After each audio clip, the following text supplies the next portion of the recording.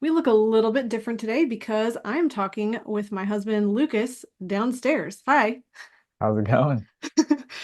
We are talking about a really important topic today because as we're talking with families around this idea of inheritance and legacy and leaving an inheritance to their children and leaving a legacy of more than money, this idea keeps coming up in multiple conversations. And it's something that we see online, we see it around in all of the space around us as well. And there's this concept or this feeling of not wanting to give your kids anything. And we're going to talk about this today because this can stem from a couple of different motivations and feelings and have different, really fundamentals behind the reason why people would say, I don't want to leave my kids an inheritance. I don't want to leave anything for them. And we're going to talk about what that means and really what our perspective is and what we're doing about this whole concept, really just in a hope to get you thinking about maybe a different way or a better way to strengthen your family and really leave something that makes a mark that lasts for multiple generations. And so that's our passion here at the Money Advantage, really helping wealth creators to design a multi-generational legacy of more than money. So honey, this is going to be hard for me to call you Lucas on this call today, but it's really exciting and a pleasure to talk with you about this because of all the work that we've been doing together, and getting to share this on the podcast is really exciting. Yes, I'm excited. So we were talking about this whole idea of people not wanting to leave anything to their kids. And really, you had come up with this idea of the spectrum, kind of two different extremes, if you will, of ideas that people have around this idea of leaving an inheritance or leaving money or assets or cash or anything financial to generations after them. And one of them you had kind of said was this whole idea of dumping money on the next generation. And the far opposite extreme would be this withholding or saying, I don't want to give anything. I don't want to even provide anything to future generations. So, really, with that, I just wanted you to speak to that a little bit from your perspective of maybe what some of the challenges or the reasons why people would just dump money and say, well, we have plenty and let's just go ahead and give all of this money, and why that maybe isn't even a good idea. Yeah. Well, we've had clients say on one end of this idea of not leaving their kids money, um, you know, I'm not going to leave them anything. It's all for myself. I'm just going to spend this on myself. My parents didn't leave me anything. I'm not leaving them anything, and it's very much selfish thinking just for today. And that is kind of where our culture is at in America, is that people tend to, or a lot of people tend to, um, just think about now. And so the other reason is more thoughtful. They're worried about ruining their kids. They're thinking that if I dump this money on them, it will ruin them. And that could be the case depending on how you do it or the character of the child. But at least in that case, they're thinking, they're trying to do the right thing. They're not just thinking for themselves. And so, Yeah, actually, one of the things that I hear coming up in that whole idea of not wanting to leave anything to their kids is often really a good motivation, and it can be this desire to do the right thing. And I think the challenge with this perspective is that it might be the wrong decision, but it's for the right reason. And the reason is usually, I want my children to develop their own sense of self. I want them to actualize their potential. I want them to take their God-given skills and abilities and do something with them, serve the world. I want them to make the world a better place. And there can be challenges with preventing somebody from going through that development process by giving them everything that they need so that they don't have to work and they don't have to develop themselves. And I think the reason why most people with good intentions want to do the best thing for their kids and set their kids up for success would say, I'm not leaving anything to my kids, is this intrinsic motivation to say, I want them to have to work. I want them to have to go through that struggle that makes them stronger. I want them to go through the failures, and I want them to be able to learn those lessons from the failures. And I don't want to be such a safety net underneath them that they don't have that real life experience, which then would actually cause them to be I don't know, more of a two-dimensional person instead of a three-dimensional being that really is able to fully exist in the world and do what God's called them to do. And so I think that really it can come from this desire to do what's best for their kids. And it might not Yeah. even be a fear motivation. I think regardless though, whether the person is um say I'm going to sip Mai Tais and on the beach and golf and travel the rest of my life and my kids will just figure it out, or whether they're worried about ruining their kids. Oftentimes, I'm going to give it all away. That's a very much something you'll hear a lot of Christian or faith-based people. They just want to give it all away. There's this idea that, well, I've created this wealth, now I need to give back, not realizing that in the wealth creation process, the way you get money is by creating value. And so like they have their ideas around money are messed up. But either way, whether they're, living for themselves or worried about ruining their kids, the problem is it's really rooted in a lack of purpose. Uh, Mm. they aren't seeing the family as this multi-generational line and having a purpose and a mission and a reason for the money. So if you were to take a corporation, any corporation or team, and they don't just play for a little while and or run their business for a little while and then intentionally give up. So if you were to take say the CEO of any large corporation, if you're to say, I'm just going to sell off all the assets, close the doors, and live off the proceeds from the corporation, or give it all away, you would say that most people would think that's crazy. They would say, why wouldn't you find your successor, pass on the knowledge, which is what a community does. That's what a enterprise does. That's what a family was meant to do. We're supposed to be multi-generational and help each generation go farther than us.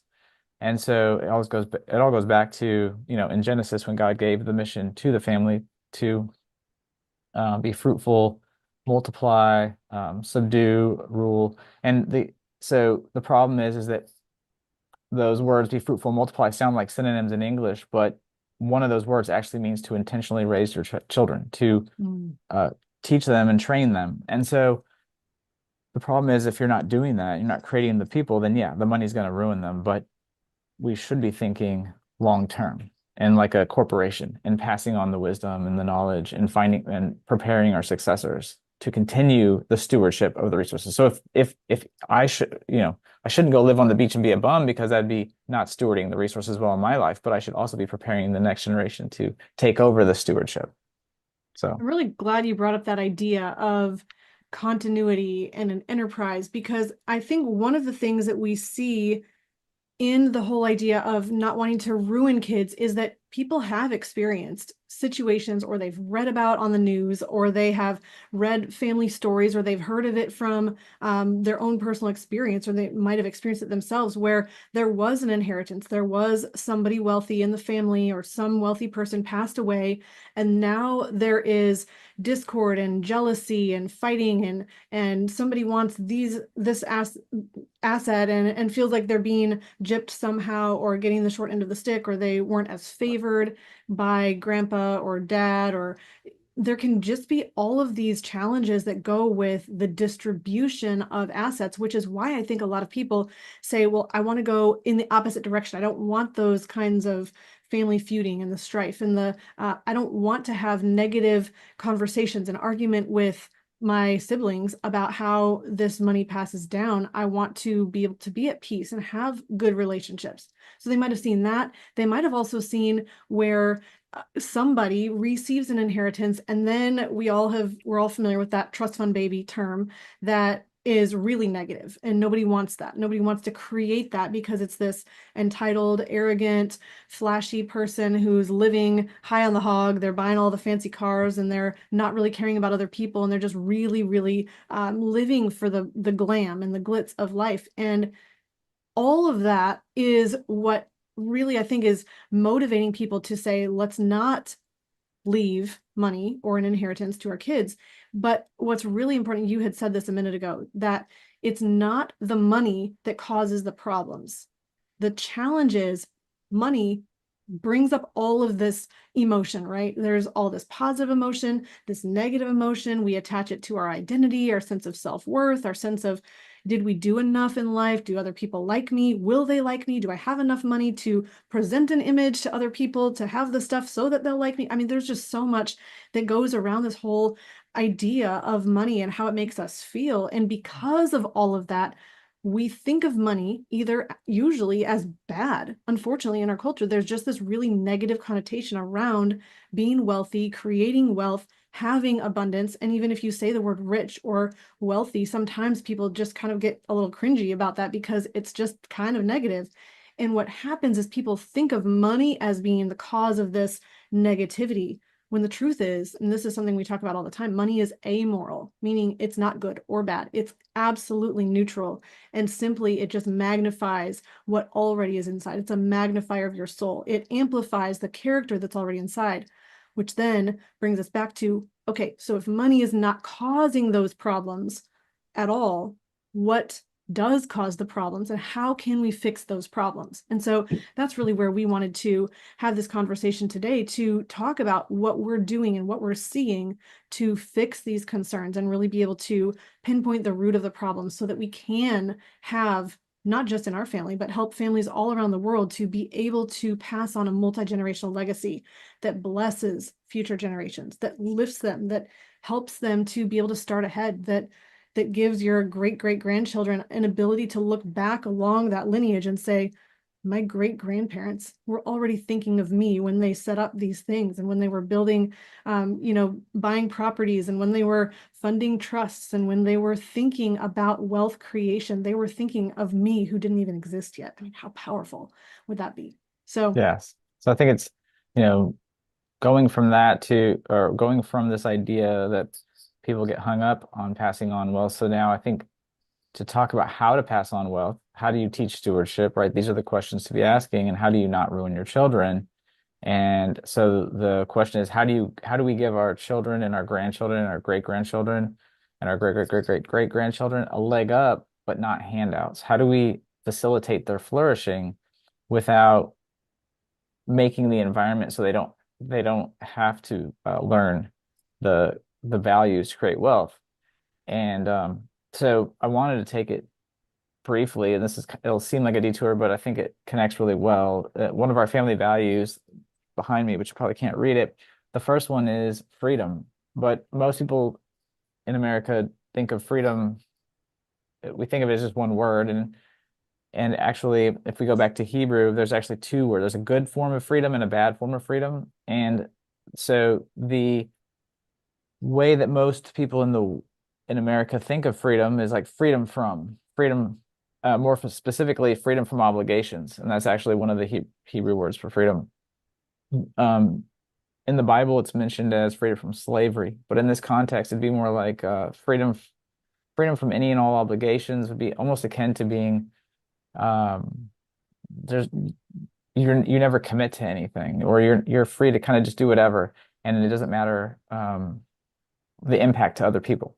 And so I the think other, along those lines, I think people think like that's where they get the idea that I'll be free when I can retire, when I can go sit on the beach, when I don't have to work a job. I'm not tied down to any obligations, which I mean, we could bunny trail this a really hard direction here, which I'm not going to do. But I think that's part of the reason why there's not a value on family and children, because that's an infringement on our personal individual freedom, right? And so Mhm. in our culture, we have this pressing down of the value of family and children because of that individualism. So I don't want Well, to and what detour where is you're going, but well, no, and what is financial freedom? I mean, people say they want that, but most people, when they get there, they don't know what to do with their time freedom. If they can create enough income and they don't have to work a lot for it, um, most people aren't prepared for what to fill the vacuum of time with. And so this is where this idea of the good form of freedom is the freedom to choose your obligations. And so this kind of brings it back to family, and that to fulfill your obligations actually would be to then to leads to value creation, because if you're choosing to fulfill obligations, um, well, one with family, the root word for family in Hebrew is obligation to serve. And Mm. then there's a Hebrew word for friend called haver. It's derived from the root word of obligation. So you think of friendships as give and take, but what is the entire economy run on? Giving and taking, and serving other people. So Which it's that exchange, that yeah, value creation and exchange. Somebody has to receive the value and take that, and somebody has to provide the value. yeah. So our entire economy works on people fulfilling their obligations. Hmm. And so Rabbi Lapin, this is where as one of our mentors, and I learned this idea from him, this idea that you could contrast a bum on the street. He talked about this in Passover Seder liturgy and some teaching that he did on Passover, but you could compare it with a bum on the street and someone who is married, has a job, and they're you know, being productive and providing value in the world, and who's really more free. The bum, in theory, has all the time on his hands, but he can't really do anything because he has no money. Whereas the person who's picked their obligations, when you're free to choose your obligations, you also are saying no to a lot of other things. You're saying yes, but you're also in saying yes, you're saying no to a lot of other things, but you're still more free. And you have the ability, you have more actual ability to pick the things that you want. And so, yeah, so I think that is the direction that we need to go in our thinking is okay, well then if everything's about picking your obligations and providing value in the world, then how do we teach our children Hmm. to create value and and to be stewards?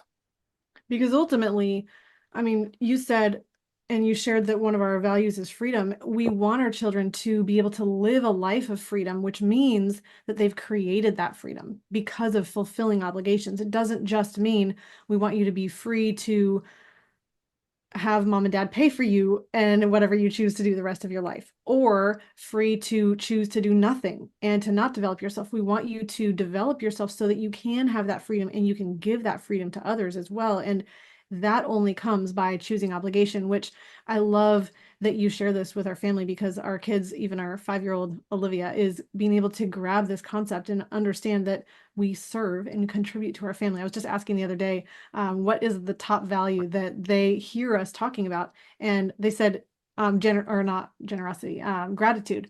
And gratitude is probably the number one thing that we talk about because it's an attitude adjustment multiple times a day, probably, but it's Well, also, when you have young children yes, and you're working on their attitude, yeah.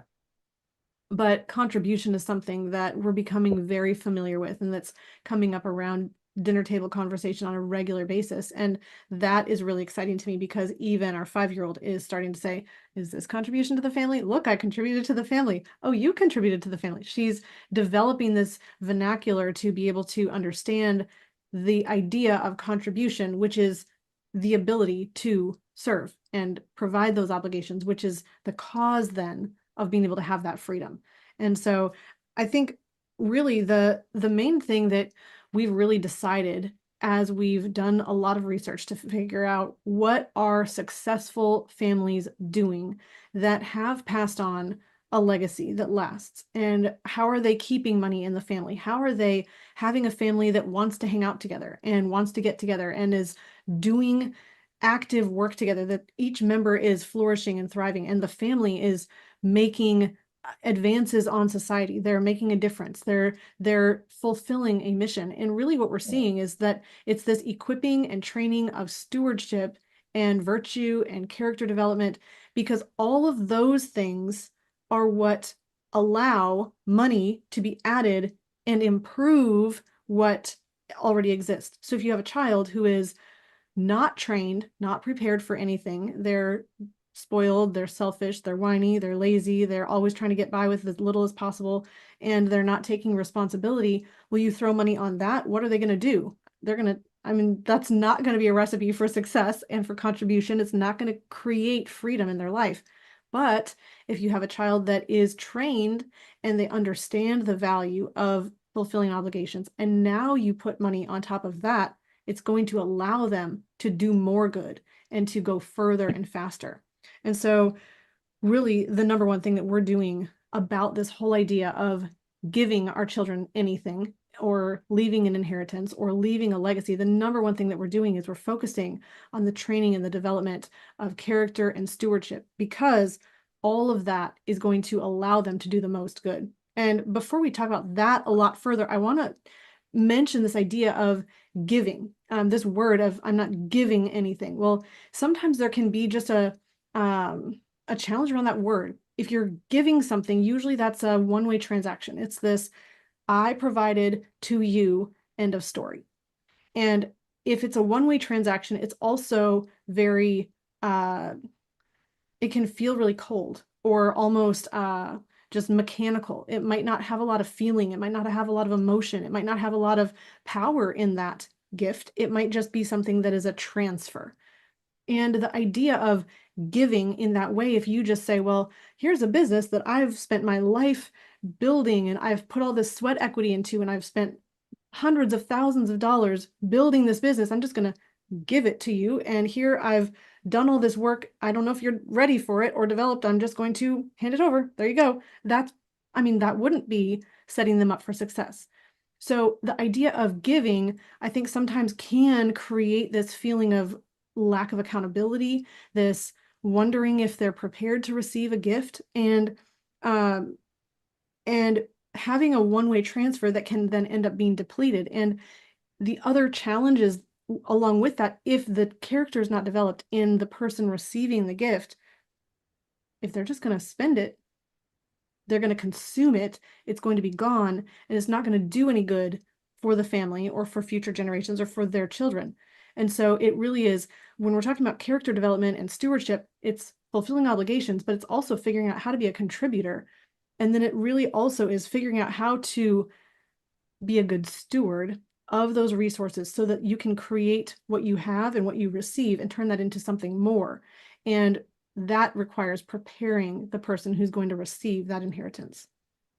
Yeah, it sounds like it's like the analogy of you're camping with your kids and you tell them to go to the next campsite and start a fire, but the way you do it is you take a burning log out of the existing fire and give it to them and expect them not to burn down the forest. That would be like just giving them or transferring wealth or an asset to them without preparing them, versus you're camping and you give them kindling and matches and you teach them and train them how to start a fire, and then you tell them to go to the next campsite and start the fire. So you're giving them the tools, you're giving them resources, but you're not just dumping fire on them. And so I think one that would be good to talk about would be we can talk about maybe what we're doing with our kids now, but also what we plan to do in the future. And like with younger kids, we decided early on uh, before we'd ever talked about this, I think in our business or any just in our own deciding as a family, we decided not to give an allowance, and Mm-hmm. we told our oldest daughter that she had to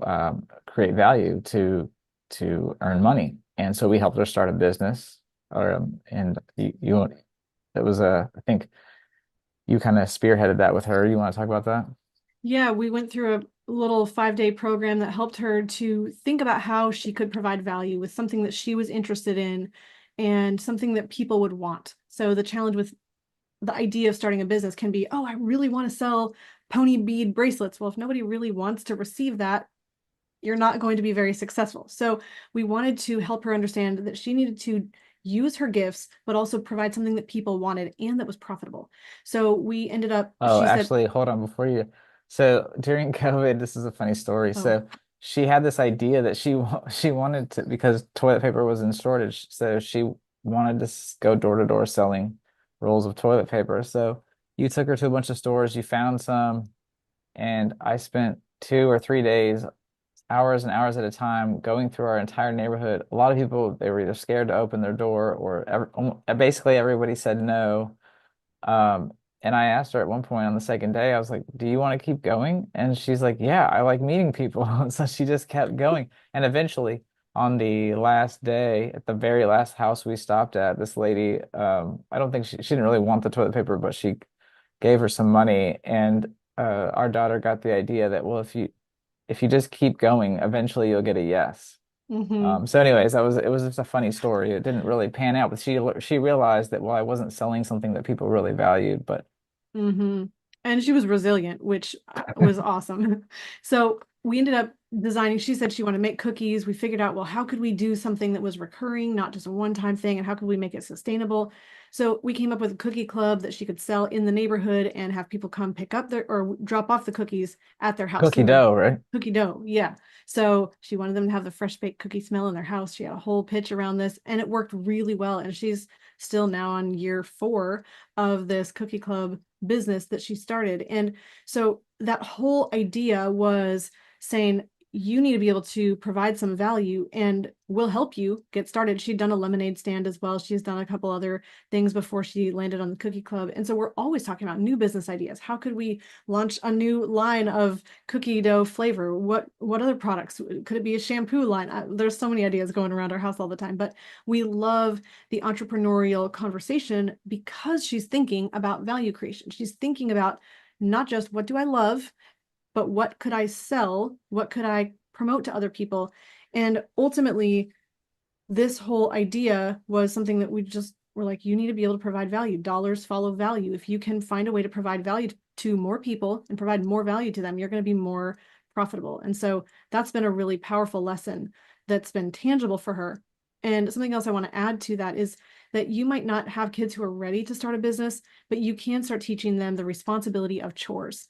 And I cannot stress this enough because I think that there was actually a study that I saw done, and I don't want to quote the source because I'm going to mess it up. I'm not sure where it was. It was some university had done a study and followed a group of people for many years, and they were tracking their success. And when what they found was that the number one measure and indicator of long-term success with these children as they had grown up, I think it was 40 years they followed them, was that they had responsibilities, they had the expectation of chores in their home when they were children. And I was astounded. I mean, I grew up on a farm. We absolutely helped. We pitched in. We were doing all the things, helping cook and clean the barn and feed the animals. And that was just part of life. And I think that there's so much value that can be taught from that. And so we've put together checklists and a whole system for our kids to be able to take a lot of responsibility for things that they can have ownership of, little things like a 3-year-old can empty small trash cans into a big trash can, and they can feel really a lot like they're contributing. They can empty the silverware from the dishwasher. So they can wipe baseboards or clean windows. I mean, depending on the age of your child, but start them with responsibilities. Yeah, and distinguishing the things that are expected and then things that are beyond what's expected in the house, and then being able Yeah. to earn money for those, doing those additional things. That's something that we've also done with our kids as well as with our daughter when she gets money, when she gets paid, we have her save 10%, we have her, or sorry, give 10%, save 40%, and she has 50% to spend. And I mean, those percentages could be different, but that's currently what she's doing. And so she's learning and building this idea of just paying herself first, setting money aside that she could either use to start a new business in the future or to invest. But she's setting money aside, and she only spends a portion of the money, and she's also learning to give. And let me Um, tell you, she loves spending money. However, we've had so much conversation and dialogue and celebration around, look at the savings account balance, look how it's grown, look at the interest that accrued. And we even were able to move her savings from just bank savings to a higher interest yielding account. So she's able to earn a higher rate on her savings that's sitting and still liquid and still accessible, still safe. It's not invested or anything, but we're in a position where we're always talking about the savings that she has, the amount she's saving, the dollar amount of savings that she currently has. And that's something that we're putting attention and priority on. And the note I want to say here is that whatever you put your attention on is the thing that's going to grow. And if you celebrate something and you reward your children for something and you bring it up on a regular basis and you compliment them and you praise them for something, that's going to be the thing that is the thing that they want to continue doing. It's going to put this marker in their mind that this is the thing, the yeah. thing to be aiming for. And so I know that you mapped out a whole course that that talks Yeah. about all of this, um, financial wisdom, I believe, for kids, or. Yes, and I can share a little bit more at the end as well, but it's called Financial Wisdom for Kids. And we mapped out 5 areas or 5 key lessons that your kids need to be able to learn in order to handle their inheritance well and how to teach them. So these 5 areas, we walk through what's age appropriate in each of those areas. And just off the top of my head, I had pulled it up. I'm not sure if it's right here, but it was the idea of making sure that they're earning money, they're saving, they're protecting money, they're How to investing, spend, I think, and spending well. yeah, protecting, yeah. So that's when they're younger, but now what we did, let's talk about what we've done for our um, inheritance or our legacy Mhm. planning, our future generations. And so what we've done is we've set up a trust and we are keeping our assets in trust. So instead of upon our death or at certain ages dumping money on our kids, that the money will stay in trust, but we specifically had our trust written so that the money can be used for the benefit of, and there's no legal restrictions in terms of what the trustee can really use the money for. And we've written detailed guidance in a memorandum of trust that gives all of our philosophy and thinking around money and how it can be spent and all the different things that we want the money to be used for to benefit our children and our grandchildren, our great great grandchildren.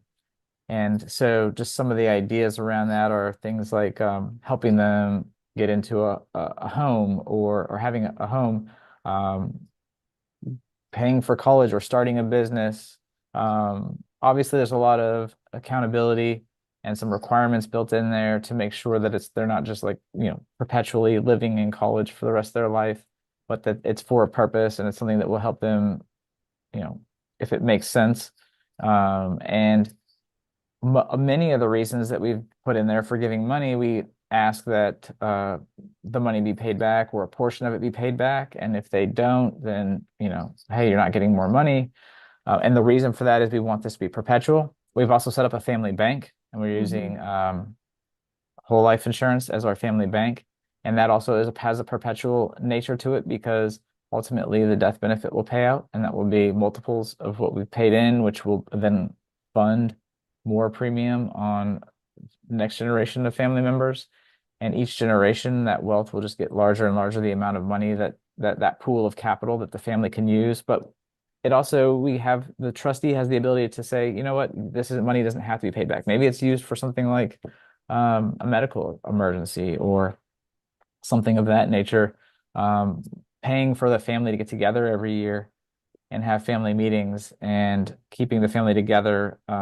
So yeah, so the idea being that even beyond our life, we've planned out um, to ensure that the money would continue to be used in ways we'd use it while we're living. Mm-hmm. I think one of the things that I love most about the way we've set everything up is that it allows for training wheels or guide rails for really teaching that stewardship with accountability. And the way that I'm going to tell you how it's baked in. It's that we have the capital available to be able to invest in family members, and they have the ability to request loans from the family bank. And now, granted, our kids are almost 13, 5, and 1. So they're not taking large loans or requesting large loans from the family bank. But as we continue to build up capital through the cash value inside these whole life insurance policies that are held inside of our trust, and we're in a position where we're actively and proactively building that capital, this is growing cash that the family of any family member can access and use. There's guidelines for how they can get to it, how they would pay back, and we would set up a payback structure with that whenever they would take a policy loan. But the idea of this is that we can start them small. If our almost 13-year-old had an idea for a business and she needed $5,000 of capital to get started, well, she might not have that right now, but we'd be willing to discuss with her a loan from the family bank and bring her into that conversation, give her something that we believe she could be successful with, vet her business plan, make sure that it's going to be something that we think is going to be sustainable and profitable and that she's going to be able to pay back in a timely fashion, and then give her a longer and longer rope as she proves her accountability and her responsibility with that. And so the idea of family banking is partially that you have this growing pool of capital because it's absolutely just by the nature of life insurance, it's inherently going to grow because, as you mentioned, the death benefit's always more than the premiums for the policy. And so when it pays out, it's going to be a higher amount of capital that can be then used for new policies. But in addition, the amount of accessible cash value is something that is going to continue to grow as we add policies. And we're currently doing that. We're adding policies. We're continuing to fund with premiums, the family bank, and providing more and more accessibility as family members grow. And so I really love the way that we have set this up because I think it really hits on all of the pieces that we've talked about, of the challenges. We're not just dumping money on our kids. We're not just saying, well, we're gonna give you this money and hope you do well with it.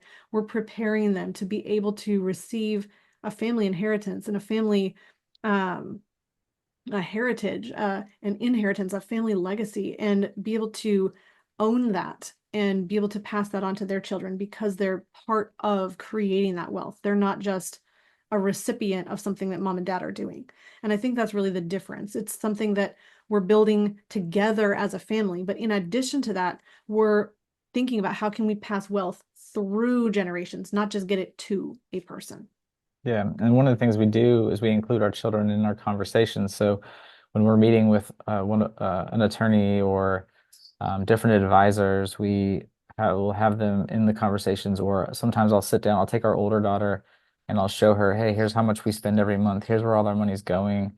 Here's how our money flows. I'll show her, here's our family bank. Here's how much money is in it. Here's how we plan to do money in the future. And so she understands the plan and she's learning as we're doing it. If we invest in something, we tell her about it, or if we're going to look at doing some kind of investment, we're bringing her into the conversation.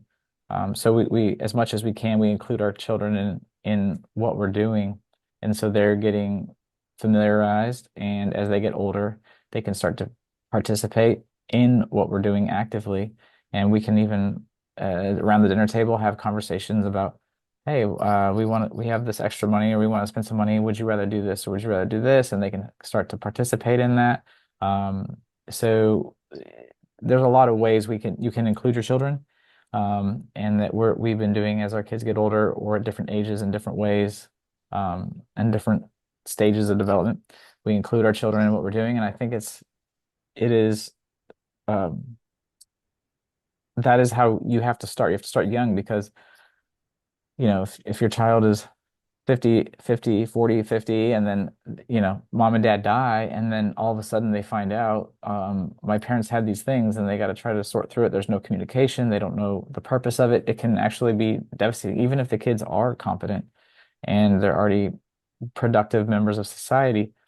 That actually can be, they might even have feelings of resentment, like, oh, my parents left this to me. They thought I couldn't take care of myself, and so all of that requires, making it a gift and not just dumping money on children or grandchildren. And so that is getting back to what is a true legacy. And I think and the family thinking of the family as a family enterprise, and that Mm-hmm. we are preparing the next generation. The family enterprise is this ongoing, the idea of continuity that you mentioned earlier. So I think this is what makes me really excited to be doing this work together because it's not just something that we're considering, it's something we're actively taking steps to make sure that we're setting these things up in our family. And I think it really comes down to two things. Number one, preparing your children.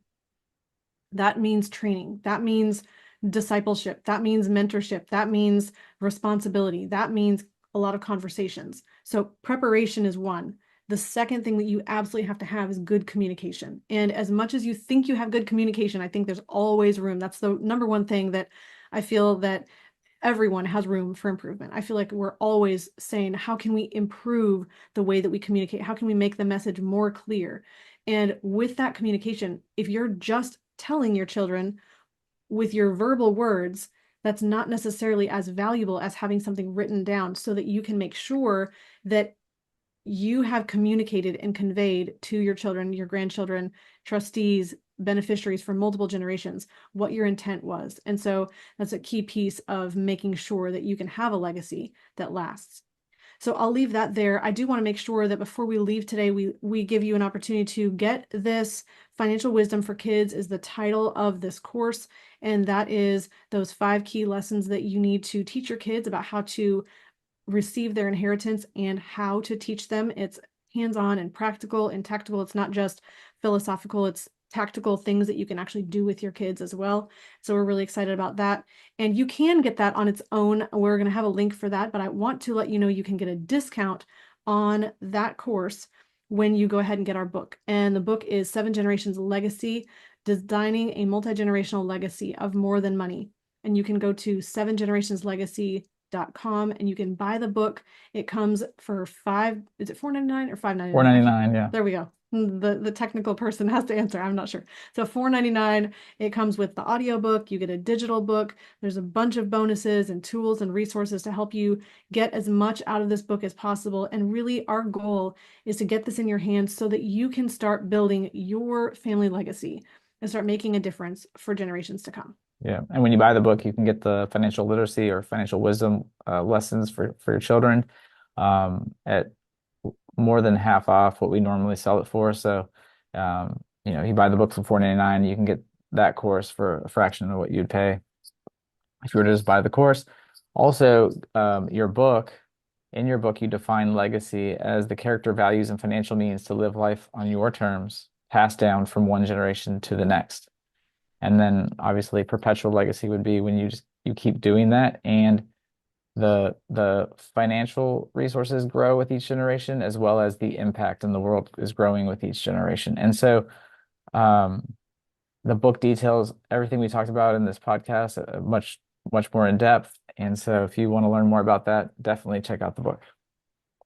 Awesome. Well, thank you so much for joining me for this conversation, Lucas. And thank you for listening today. If you are interested in this topic and really being able to leave a legacy, I just encourage you to share this with anyone that you think might also be benefiting from listening to this conversation. Share your comments. We love reading them. We love to just hear your thoughts and feedback, your questions, your comments, how you're applying these things in your life, what you think about legacy and inheritance. So go ahead and put those comments in. And we forgot to ask you for that at the beginning of the podcast, but we would just love to hear that feedback as well. So in closing, please remember, success leaves clues. So model the success.